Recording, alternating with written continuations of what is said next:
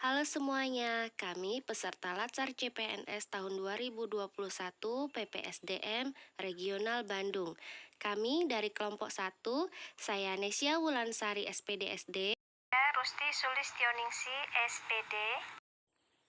Saya Nita Karlina, SPD SD.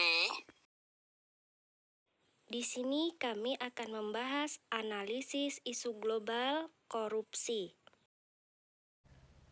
Apa itu korupsi?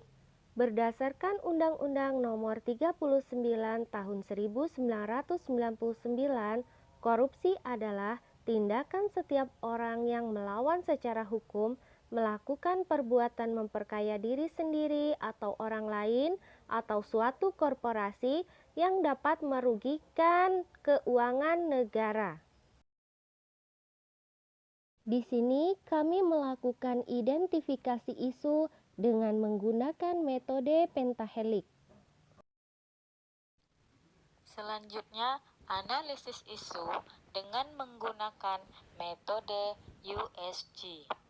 Isu pertama adalah tingginya bahaya politik dengan urgensi 5, seriousness 4, growth 4, dan total poin 13 poin.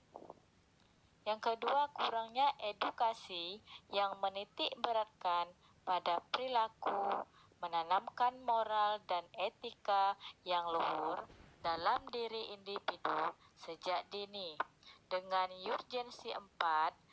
Yang keempat, kurangnya kepedulian masyarakat untuk ikut andil dalam upaya pencegahan tindakan korupsi dengan urgensi 3, seriousness 3, growth 4. Berdasarkan analisis tersebut, maka skor tertinggi terdapat pada adanya daya dukung yang mempermudah koruptor untuk melakukan korupsi seperti jabatan dan kesempatan dengan skor 15 poin. Setelah menapis isu dengan metode USG, maka dilakukanlah analisis isu dengan metode Fishbone. Maka kita dapat mengetahui akar masalahnya, yaitu yang pertama, proses lebih mudah, lalu tingginya gaya hidup, dukungan dari orang terdekat, masyarakat yang acuh, moral dan etika yang kurang baik, dan kurangnya rasa syukur. Setelah menganalisis masalah menggunakan metode Fishbone, kemudian kami mencari alternatif pemecahan masalah menggunakan metode SWOT. Dan dalam metode SWOT kami menemukan strength atau kekuatan, yaitu menerapkan sistem pendidikan yang menitik beratkan pada pendidikan moral dan etika yang luhur pada diri peserta didik. Weakness-nya atau kelemahannya, sedikitnya waktu yang dimiliki tenaga pendidik untuk memantau perkembangan moral dan etika peserta didik. Kurangnya kepedulian orang tua terhadap pendidikan anak. Selanjutnya, dari segi opportunity atau peluang, pemerintah membuat sistem kurikulum yang menitik beratkan pada pendidikan moral dan etika sebagai standar kelulusan. Selanjutnya, dari segi threat atau ancaman, yaitu dimuatnya penilaian etika dan moral sebagai standar kelulusan.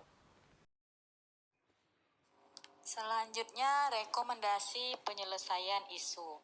Alternatif yang dapat dilakukan adalah pemerintah menerbitkan kurikulum yang menitik beratkan pada pendidikan, moral, dan etika.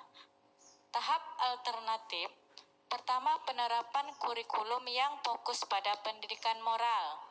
Selanjutnya, memasukkan nilai moral sebagai SKL dan mensosialisasikan kepada orang tua agar lebih memperhatikan pendidikan moral dan keagamaan pada putra dan putrinya. Sedangkan hasil yang diharapkan adalah lahirnya penerus bangsa yang beretika luhur dan kurangnya tindak korupsi. Pihak yang terlibat yaitu pemerintah, kepala sekolah, guru, dan orang tua. Demikianlah dari kelompok kami, kelompok 1. Terima kasih.